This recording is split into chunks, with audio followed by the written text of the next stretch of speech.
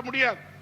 நேருக்கு நேரா பார்க்க முடியாம வெக்கப்பட்டுக்கிட்டு, வெக்கங்கிறத சொல்றது நல்லா இருக்காது, இதுக்கு என்ன வார்த்தை எனக்கு தெரியல, அது பாட்டுக்கு மேல பார்த்துக்கிட்டே இருக்கும். திடீர்னு ஒரு நாள் நம்ம தளபதி மீது ஒரு குற்றச்சாட்டை சொல்லுச்சு, அவர் மீது கூட புகார்னு சொல்லி. அதுதான் பார்க்கணும். அதான் ஒரு ஆண்மகன், ஒரு ஆம்பளைக்கு பிறந்த ஆண்மகன் கர்ஜனை பண்ணி எந்திரிச்சார். ஜெயலலிதா முகத்துக்கு நேருக்கு நேரா மாண்புமிகு முதலமைச்சர் இப்படி ஒரு கருத்தை சொன்னார். நான் அவருக்கு சொல்லிக் கொள்ளுவேன், நீங்கள் எந்த வழக்கை போட்டாலும் சரி, எத்தனை வழக்கை போட்டாலும் சரி, நான் அப்பழுக்கற்றவன், நீங்கள் போடுகிற வழக்கை ஆண்மையோடு சந்திக்க தயார்னு சொன்னார். இது இந்த முண்டம் பேசாததான் உட்கார்ந்துருது. சொல்லிட்டுமே இப்ப போட்டிருக்கிற கூட மேம்பால வழக்கு எல்லாம் சொன்னாங்க, சில விளக்கங்களை சொல்லி இருக்காங்க. நான் ஒன்னே ஒண்ணு மட்டும் சொல்றேன். அந்த வழக்கு எப்படி வருதுன்னா, மேம்பாலம் கட்டினதுல ஊழல் நடந்ததாக சொல்றாங்களே, மேயருக்கு என்ன சம்பந்தம், முதலமைச்சருக்கு என்ன சம்பந்தம், சீஃப் செக்ரட்டரிக்கு என்ன சம்பந்தம்? ஒண்ணும் கிடையாது. பாலங்கள் கட்டுறதுக்கு மாநகராட்சி எல்லாம் பொறுத்தவரை எல்லா வார்டு குழு இருக்கு, மண்டல குழு இருக்கு. இந்த வார்டு குழுக்கள் பாஸ் பண்ணி மண்டல குழு கொடுத்து, மண்டல குழு முடிவெடுத்து, அதுக்காக இருக்கக்கூடிய அந்தந்த குழுக்கள்ல முடிவு பண்ணி பணிகள் நடக்கிறது. இந்த பாலங்கள் கமிட்டியில இருந்த முக்கியமான எதிர்கட்சி தலைவர் வெற்றிவேல், இந்த அயோக்கியம் தான் எல்லாத்துக்காக முன்னணியில இருந்தவன். இன்னும் சொல்ல போனா, அந்த வழக்கில் சேர்க்கப்பட்டிருக்க வேண்டிய முதல் குற்றவாளி உண்மை இருந்தாலே கூட, இருந்தால் சேர்க்க வேண்டிய முதல் குற்றவாளியே வெற்றிவேல் தான். அவன் மேல வழக்கு இல்லை. பாலம் கமிட்டியில் அவன் தான் மெம்பர்.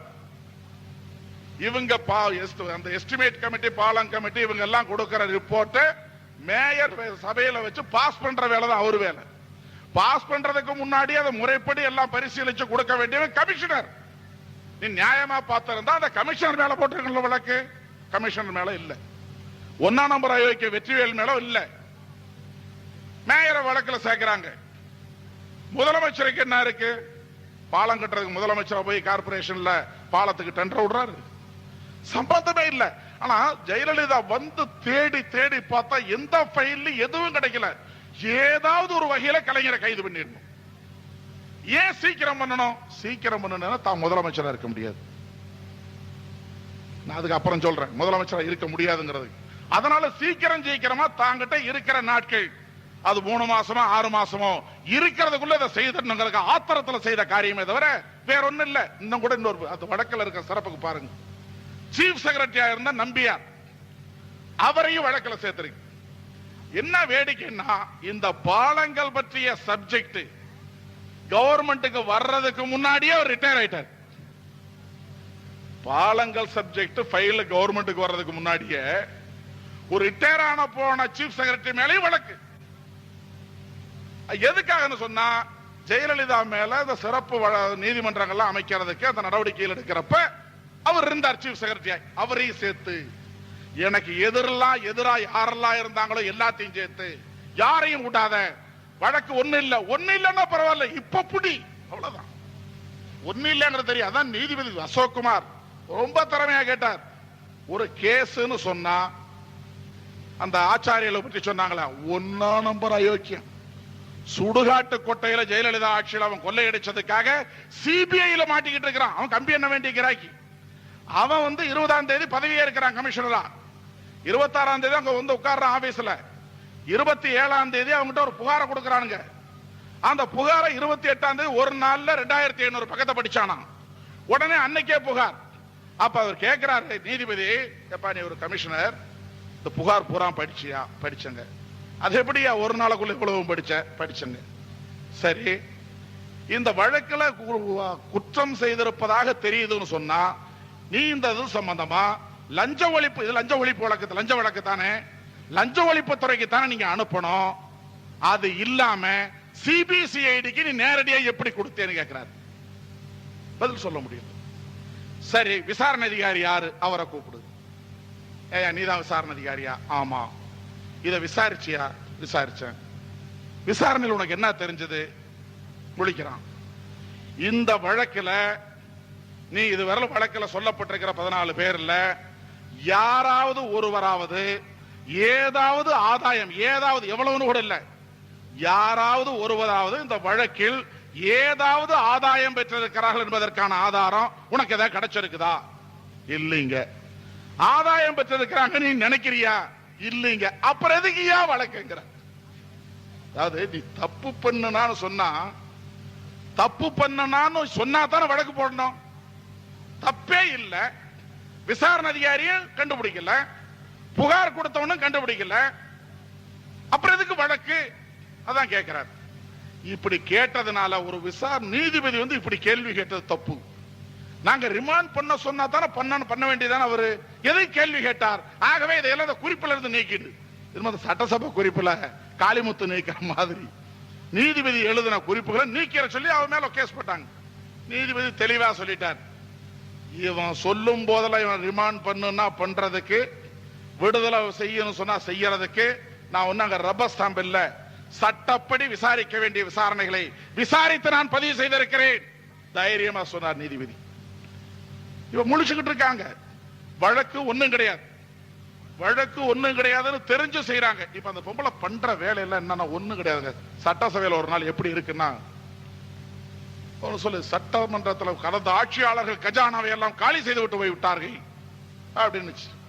உடனே நம்ம ஆற்காட்டார் எழுந்திருச்சு, பேரவை தலைவர் அவர்களே கஜானாவை காலி பண்ணிட்டாங்கன்னு சொல்றாங்க, நாங்க ஆட்சியை விட்டு இறங்குறப்ப நாங்க வரமாட்டோம் நாங்களும் நினைக்கல, மறுபடியும் நாங்க தான் உறுதியா வரப்போற நம்பிக்கையோடவே நாங்க இருந்தோம், அதனால ஓராண்டுக்கு தேவையான அளவுக்கு அரிசி கையிருப்பில் இருக்கிற விதத்துல ஏறத்தாழ 14 லட்சம் டன் அரிசி கையிருப்பு வைத்து சென்றிருக்கிறோம், 1000 கோடி ரூபாய்க்கு அரிசி இருக்கிறதுன்னு சொல்றாரு. இதுல என்னையா தப்பு? இல்ல நான் கேட்கிறேன், தேர்தலுக்கு முன்னாடி நம்ம வாசிக்க மறுபடியும் இவங்க வந்து நான் எம்எல்ஏ வரமாட்டேன்னு நினைச்சாங்க, உறுதியா வருவோம்னு தான் நினைச்சோம், மீண்டும் நம்முடைய ஆட்சி வரும்னு நினைச்சோம். அப்படி நினைச்சதுனாலதான் அரசுல வந்து 1000 கோடி ரூபாய்க்கு மேல ஏறத்தாழ ஓராண்டுக்கு தேவையான அரிசிக்கு நெல்லு ஸ்டாக் வச்சுட்டு போனோம். ஆனா இந்த பொம்பளை சொன்னா உடனே நம்ம அமைச்சர் திருப்பி சொன்னார் 1000 கோடி ரூபாய்க்கு மேல இருக்கு. உடனே ஒரு விவரமே தெரியாத உடனே இந்த பொன்னையன் ஒரு நிதி மந்திரி 1000 கோடி ரூபாய்க்கு சொல்லுகிறார்கள், சிவில் சப்ளைஸ் வாங்கின நெல். ஆமையா, சிவில் சப்ளைஸ் தான். சிவில் சப்ளைக்கு ரிசர்வ் பேங்க் நேரடியாக கடன் கொடுத்திருக்கிறது. ரிசர்வ் பேங்க்ல சிவில் சப்ளை நேரடியாக கடன் வாங்கியதை தவிர அரசுக்கு இதுக்கு சம்பந்தம் இல்லைன்னா அது ஒரு விவரம் கட்டால். அப்படி ஒரு நிறுவனத்துக்கு ரிசர்வ் பேங்க் டைரக்டா லோன் கொடுக்க முடியாது, அரசாங்கம் தான் பொறுப்பேற்க முடியும். அரசாங்கம் பாதி பணம் கொடுத்து அதுக்கு மேல லோனுக்கு கேரண்டி கொடுத்தா தான் ரிசர்வ் பேங்க் பணம் கொடுப்பான். அப்படித்தான் வாங்கி கொடுக்கப்பட்டது. சரி, இது ஒரு பக்கம். இத சொன்ன உடனே இந்த பத்திரகாளி, அதனால சில நேரங்களில் சில விஷயத்தை தாங்க முடியாது, உடனே ஒரு மாதிரி நம்ம பார்த்தா தெரியும் அது சிம்டம்லாம்.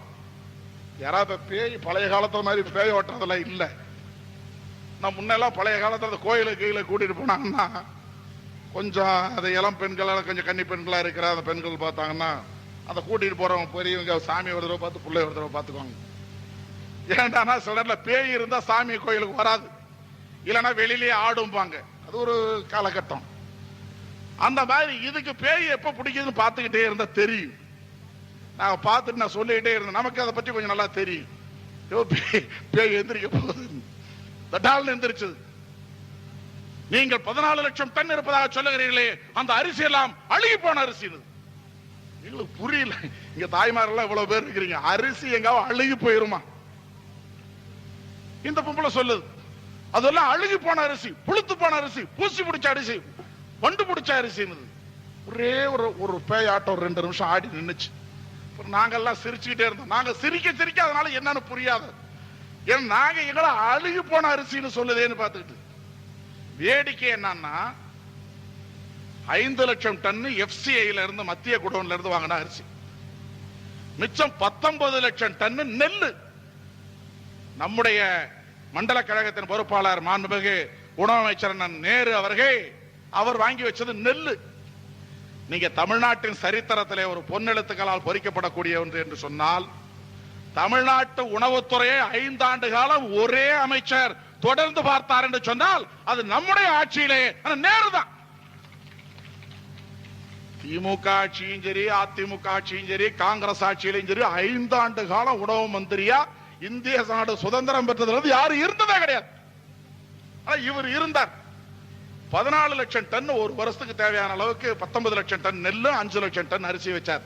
இந்த 19 லட்சம் டன் நெல்லை அரைச்சா 9 லட்சம் டன் அரிசி வரும். அந்த 9 லட்சம் டன் அரிசி கையிருப்புல இருக்கிற எஃப்சி அரிசி 5 லட்சம் டன், ரெண்டையும் சேர்த்தா 14 லட்சம் டன் தான் ஆற்காடு சொல்றார். ஆனா இத விளக்கமா சொல்லாதனால இந்த பொம்பளை என்ன நினைச்சுக்கிச்சுன்னா 14 லட்சம் டன் அரிசியா இருக்குதுன்னு நினைச்சுக்கிட்டு எல்லாம் உளுத்து போன அரிசி, அழுகி போன அரிசி, புளுத்து போன அரிசி இருந்துச்சு. அதோட வேடிக்கை என்ன சொன்னா, ஒரு 45,000 டன் ஏற்கனவே இருந்த ஒரு கொஞ்சம் இந்த இதுக்கு விற்க வேண்டியதுல அதுக்காக வச்சிருந்தது. எப்பவுமே அரசியல் வந்து நமக்கு எல்லாம் தெரியும். ஒரு குறிப்பிட்ட காலகட்டம் வருதுன்னா புழு கூட பிடிக்கும், அதுக்காக மருந்து அடிச்சு வச்சுக்கிட்டு இருப்பாங்க. அந்த TKM 9 சொல்லக்கூடியது தஞ்சாவூர்ல ஒரு மட்டை அரிசி. நம்ம ஊர்ல மட்டை அரிசி சிவப்பா இருக்கு, அந்த அரிசி வெள்ளையா இருக்கிறதுக்கு பதிலாக சிவப்பா இருக்கு. இந்த சிவப்பா இருக்கிற TKM 9 அரிசி கேரளத்துக்காரன் விரும்பி சாப்பிடுவான், அங்க அனுப்புற அரிசி. இதையெல்லாம் சேர்த்து புளுத்து போன அரிசி சொல்லிவிட்டு இதை கண்டுபிடிக்கிறதுக்காக அதிகாரிகள் அனுப்பிக்கிட்டு இருந்தாங்க. ஒரு வேடிக்கை என்னன்னா, ஒரு ரேஷன் கடையில தப்பு அரிசி சரியில்லைன்னா என்ன வரணும்? பொதுமக்கள் புகார் சொல்லணும், பத்திரிகையில் எழுதுவாங்க, இதுதானே வரும். எதுவுமே இல்ல. முதலமைச்சர் சொன்ன பிற்பாடு மந்திரி போய் இதை கண்டுபிடிக்க சொல்றாங்க. ஒரு மந்திரி அலைஞ்சு பார்த்து, அம்மா எல்லா அரிசி நல்லா இருக்குதுன்னா, எல்லா அரிசி நல்லா இருக்கா, இதுக்கு அவனுக்கு நான் மந்திரி கொடுத்தேன், போடா வெளியே. 20 நாள்ல 3 மந்திரி தூக்கிருச்சு. நான் கேட்கிறேன், 20 நாள்ல 3 மந்திரியை தூக்கினீங்க, அப்ப அவன் செஞ்ச தப்பு என்ன? சரி, இது ஒரு பக்கம். இந்த 20 நாள்ல 3 மந்திரியை தூக்கி இது சொல்லுச்சு.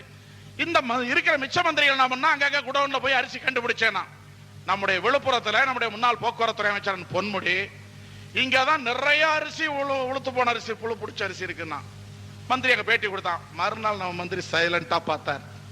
உடனே டிவி வா, எல்லா பத்திரிகாரனும் வா, நேரா போனார் குடோனுக்கு. அங்க இருக்கிற ஆபீசர் கூப்பிட்டு, நான் பார்க்கலாம் ஐயா, நான் எம்எல்ஏ, நான் பார்க்கலாம் சார். உடனே போய் எல்லா குத்தூசி எல்லாம் போட்டு எடுத்தா எல்லா அரிசி நல்ல அரிசி. எங்கேயா உளுத்து போன அரிசி புளுத்து போன அரிசி சொன்ன, இங்கேயா அப்படி அரிசியே இல்லைன்ட்டான். உண்மை வெளியில வந்தோடனே ஜெயலலிதா தாங்கிக்க முடியல. உடனே சந்தோஷப்பட்டு உண்மையை கண்டுபிடிச்ச பொன்முடியவர்களே, உங்களுக்கு கடலூர் ஜெயில். இத நியூஸ்ல காட்டின சன் டிவி நிருபரே, உனக்கு கடலூர் ஜெயில், எல்லாத்துக்கும் ஜெயில். இது நியாயமானு கேட்க போனா 150 பத்திரிகையாளர் போனா உன்னெல்லாம் பார்க்கவே முடியாது, போ. உடனே சாலை மறியல் பிடிச்சு உள்ள போடு. ஒரு பேயாட்டம். அதை விட நான் இன்னொன்னு சொல்றேன், சட்டசபையில் சொல்லுது, மகனுக்கு மகுடம் சூட்ட வேண்டும் என்பதற்காக முன்னாள் முதலமைச்சர் இத நாட்டு மக்களை ஏமாற்றி சென்னைக்கு கிருஷ்ணா நேரு கொண்டு வருவதாக சொல்லி ஏமாற்றி விட்டார், பொய் சொல்லி விட்டார், ஏமாற்றி விட்டார். இப்படியே பேசு. உடனே நம்ம ஆற்காடு எந்திரிச்சு, இதுல பொன்முடி எந்திரிச்சு என்ன பண்ணாரு, சென்னைக்கு கிருஷ்ணா நீர் வந்திருக்குது, வரல. இவர் வந்திருக்கு, அது வரல. பேராசிரியர் பார்த்தாரு, நீங்க வந்திருக்குன்னு பொன்முடி சொல்றாரு, வரல நீங்க சொல்றீங்க. சரி, கிருஷ்ணா நீர் வந்ததோ இல்லையோ, ஏதாவது தண்ணி வந்ததுன்னு ஒத்துக்கிறீங்களா? பேராசிரியர் உடனே இது எந்திரிச்சு, கிருஷ்ணா தண்ணி வரலன்னா நான் ஒத்துக்கிறேன். சரி, நான் அன்னைக்கு நாங்க சரி விவகாரம் பண்ணோம்னா விட்டோம். மறுநாள் இதுக்கு சம்மந்தப்பட்ட சரியான உடனே சொல்லி மறுநாள் துரைமுருகனை விட்டு பேச விட்டுச்சு. அவர் நீட்டா எடுத்து உலக வங்கி ரிப்போர்ட், ஆந்திர அரசு எழுதின கடிதம் எல்லாத்தையும் விழாவாரியா சொன்னார். இதுக்கு முதல் நாள் இந்த பொம்பளை என்ன சொல்லிடுச்சு, 35 கிலோமீட்டர் கால்வாயே வெட்டவில்லை. கால்வாயே 35 கிலோமீட்டர் வெட்டாத இருக்கிற போது எப்படி தண்ணி கொண்டு வர முடியும்? ஏமாற்றி விட்டார்கள். இப்படியே பேசு. இந்த 35 கிலோமீட்டர் வெட்டலையா 25 கிலோமீட்டர் வெட்டலையான்னு எங்களுக்கு அவ்வளவு கரெக்டா தெரியாது. இதுக்கு நாங்க வச்சிருக்கிற எங்க எக்ஸ்பர்ட் துறையை வச்சிருந்த மந்திரி நாளைக்கு வரட்டும் விட்டுவிட்டோம். மறுநாள் அவர் வந்த உடனே புள்ளி உரமா எல்லா ரெக்கார்ட் பூர்வமா வச்சு விழா வாரியா ஜெயலலிதா நேருக்கு நேரா கிருஷ்ணா நதியை பொறுத்தவரை 14 கிலோமீட்டர் தான் கால்வாய் வெட்டவில்லை என்பது உண்மை. அது நீதிமன்றத்தில் ஆந்திரத்தில் கோர்ட்ல வழக்கு இருக்கு, அதனால வெட்டல. அப்படி 14 கிலோமீட்டர் வெட்டலன்னா எப்படி தண்ணி வந்தது நீங்க கேட்கலாம்.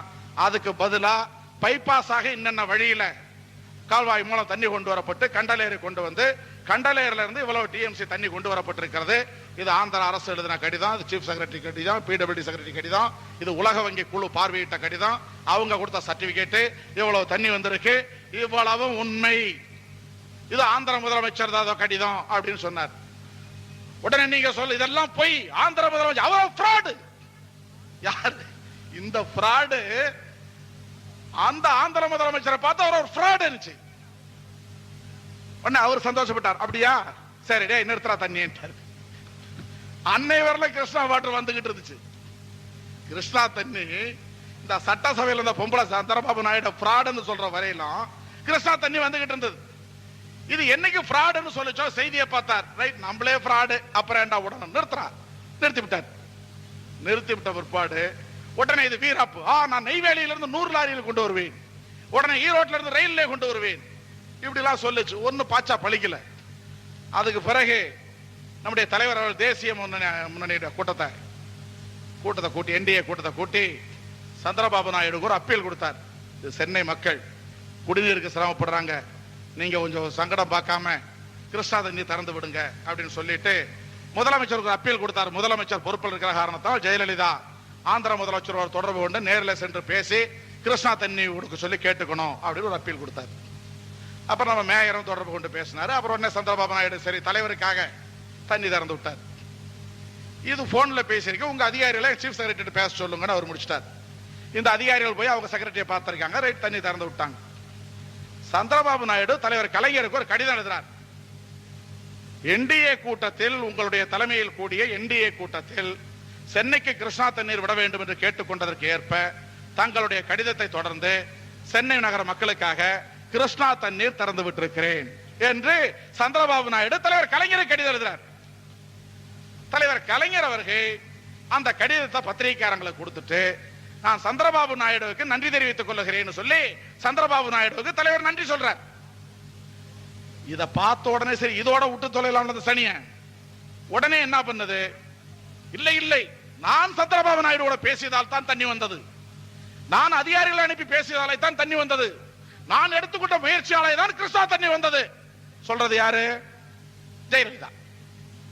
நான் என்ன கேட்கிறேன், 35 கிலோமீட்டர் காவா வெட்டுல கிருஷ்ணா தண்ணியே வரல, மகனுக்கு மகடம் சூட்டுவதற்காக ஒரு பொய்யை சொல்லி மக்களை ஏமாற்றி விட்டார் முன்னாள் முதலமைச்சர் என்று சொன்ன ஜெயலலிதா பேச்சு ரெக்கார்டு இருக்கு சட்டசபையில.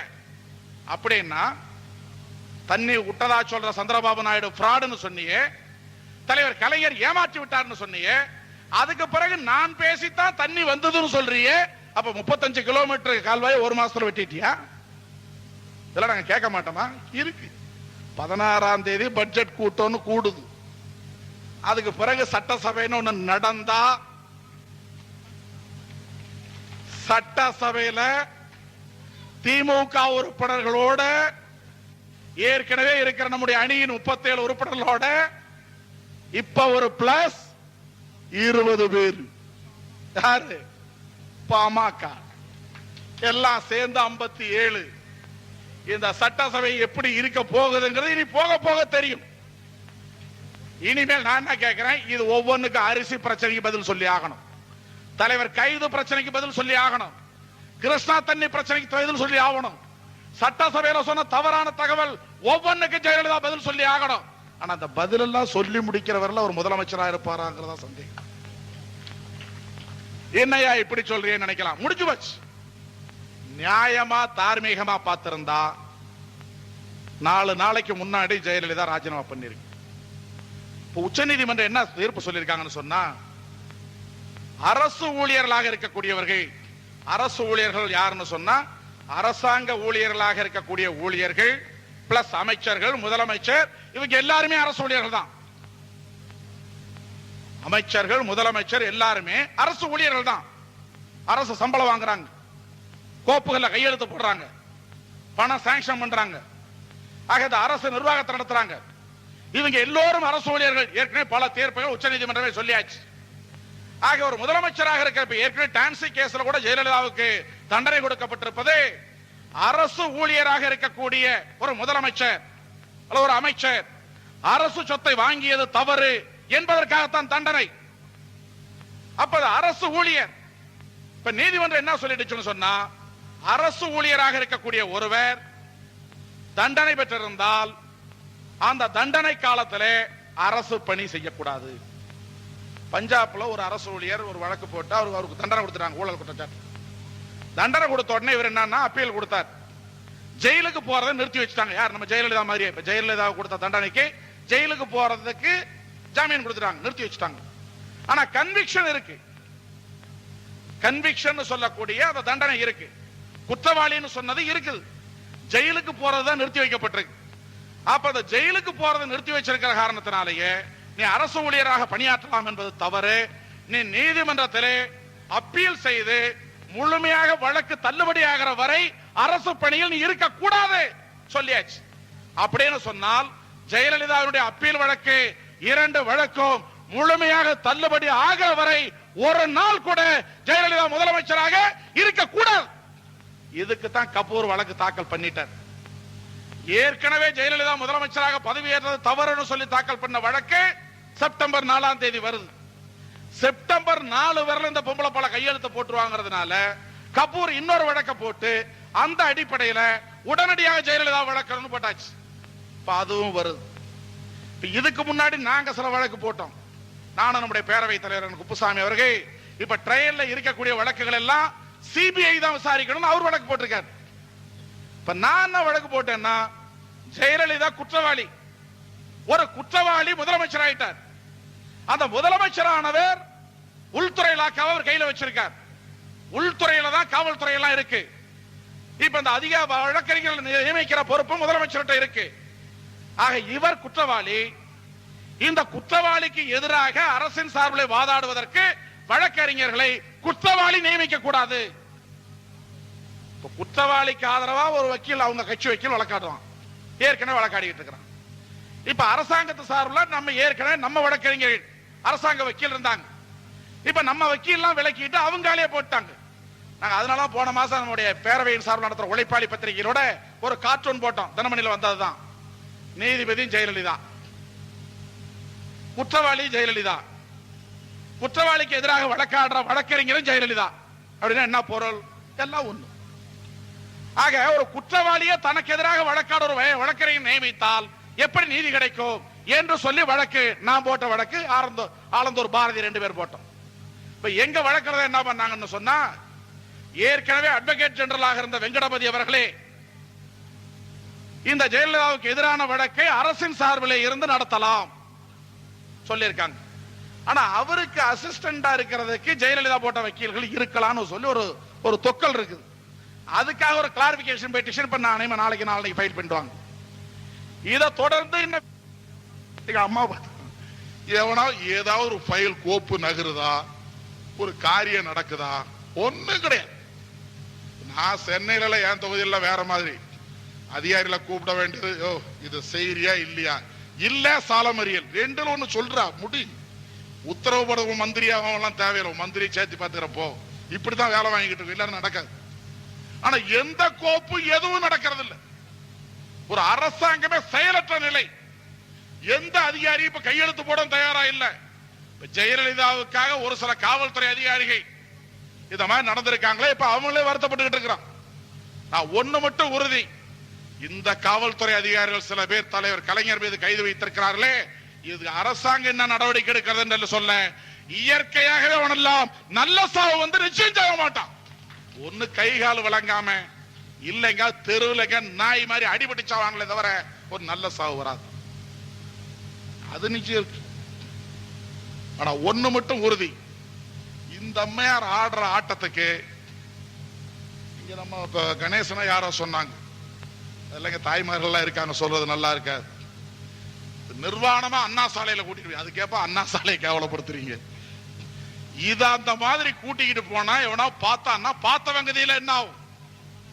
அவ்வளவுதான். இது என்ன சைஸ்ல இருக்குதுங்கிறதுக்கு அடையாளம் தானே குருவாயூர் கோயிலுக்கு கொண்டு போய் விட்டு வந்திருக்குது. அங்க போய் சும்மா வந்துச்சா, அங்க கலாட்டா, அதுல ஒரு கேஸ், அதுக்கு ஒரு விளக்கம். ஆக இது பிறந்ததில இருந்தே மோசமான பிறவி. பிறந்ததுல ஒரு பிளாக்மெயில் பாலிடிக்ஸ். பெரிய உத்தமி பத்தினி மாதிரி பேசுறாங்களே நம்ம நண்பர்கள். எவ்வளவோ பேசணும்னு சொன்னா, ஜெயலலிதாவை பற்றி பேசணும்னு சொன்னா ஏகப்பட்ட விவகாரத்தை பேசிட்டு இருக்கலாம். ஆனா அதுக்கான நேரம் இல்லை. இருந்தாலும் ஒன்றை மட்டும் நான் சொல்லுகிறேன், நம்முடைய தோழர்களை பொறுத்தவரை தலைவர் கலைஞருக்கு இழைக்கப்பட்ட அந்த அநீதிக்கு பாடம் நம்முடைய பதிலை தெரிவிக்க வேண்டியிருக்கிறது. அதற்காக இங்கு நடத்தின பேரணி இருக்கிறதே, நான் இந்த பேரணியிலே பங்கேற்ற ஒன்றிய கழக செயலாளரும் சரி, மாவட்ட கழக நிர்வாகிகளும் சரி, அணிகளின் நிர்வாகிகளும் சரி, அனைவரையும் பாராட்ட வாழ்த்த நன்றி கூற நான் கடமைப்பட்டிருக்கிறேன். மிகச்சிறந்த ஏற்பாடு. அதனாலதான் மேடையில் இருக்கும்போதே தலைமை கழகத்துக்கு போன் பண்ணி தலைவருக்கும் மேயருக்கும் கரூர் பேரணியுடைய சிறப்பை சொல்லுங்கள் என்று சொல்லி அப்போ 7:45 சொல்றது காரணம் தான். இப்ப இதெல்லாம் பெருசல்ல. வருகிற 12ஆம் தேதி எந்த சென்னை மாநகரத்திலே தலைவர் கலைஞர் தாக்கப்பட்டார்களோ அந்த சென்னை மாநகரத்திலே 12ஆம் தேதி கடற்கரையிலே சீரணி அரங்கத்திலே தலைவர் கலைஞர் உரையாற்ற இருக்கிறார். அந்த தலைவரை நேரிலே பார்க்க விண்ணையும் சாடி வரும் வீரம் பெற்ற தோழர்களே, மலையினையின் ஒருக்கி மாவாக ஆக்கி நிலையான வெற்றி காணும் நெஞ்சுரம் கொண்ட கரூர் மாவட்ட தோழர்கள் அணி அணியாக அலை அலையாக அணிவகுத்து வர வேண்டும். அப்படி வருவதிலேதான் நம்முடைய சிறப்பு இருக்கிறது. இங்க கூட அடுத்து நம்முடைய பொதுக்கூட்டத்தை பற்றி எல்லாம் சொல்ல வேண்டும் என்று சொன்னால் நானே எதிர்பார்க்கவில்லை. இவ்வளவு நேரமும் இவ்வளவு பெரிய கூட்டம் குழுமி இருக்கிறதை பார்ப்பது போது தலைவர் கலைஞர் அவர்கள் மீது உயிரையே வைத்திருக்கக்கூடிய எந்த தியாகத்தையும் செய்யக்கூடிய பல்லாயிரக்கணக்கான மக்கள் உணர்ச்சி புலமாக இருக்கிற போது தலைவருக்காக உயிரை தருகிறேன் என்று சொல்லக்கூடிய இந்த ஆற்றல் மிக்க கூட்டம், தளபதிக்காக எந்த தியாகத்தையும் ஏற்க தயார் என்று சொல்லக்கூடிய லட்சோப லட்சம் தமிழ் இளைஞர்கள் கூட்டம் தமிழகத்திலே தலையெடுத்து தலை தூக்கி கம்பீரமாக வெளியே வந்து விட்டது. இப்பொழுதுதான் அதிமுக காரன் ஓடி ஒளிந்து கொண்டிருக்கிறார். திராவிட முன்னேற்ற கழகம் ஆட்சியில் இருந்த நேரத்தை விட இன்றைய தினம் சிலிர்த்தெழுந்த சிங்கமாக பீடு நடைபெற்றுக் கொண்டிருக்கிறது. அந்த வெற்றி களிப்போடு சென்னை மாநகரத்தை முற்றுகையிடுகிற விதத்திலே பல்லாயிரக்கணக்கிலே அணிவகுத்து வாரீர் வாரீர் அழைத்து வாய்ப்பு தந்த அனைவருக்கும் மாவட்ட கழக செயலாளர்களுக்கும் கழகத்தின் முன்னோடிகளுக்கும் நன்றி கூறி முடிக்கிறேன். நன்றி, வணக்கம். வாழ்க தலைவர் கலைஞர், வாழ்க தளபதி. நன்றி, வணக்கம். சுரண்டி கொழுத்தல்ல இந்த மக்களுக்காக போராட்டம் நடத்தி 62 தஞ்சையிலே தேர்தல் களத்திலே நின்று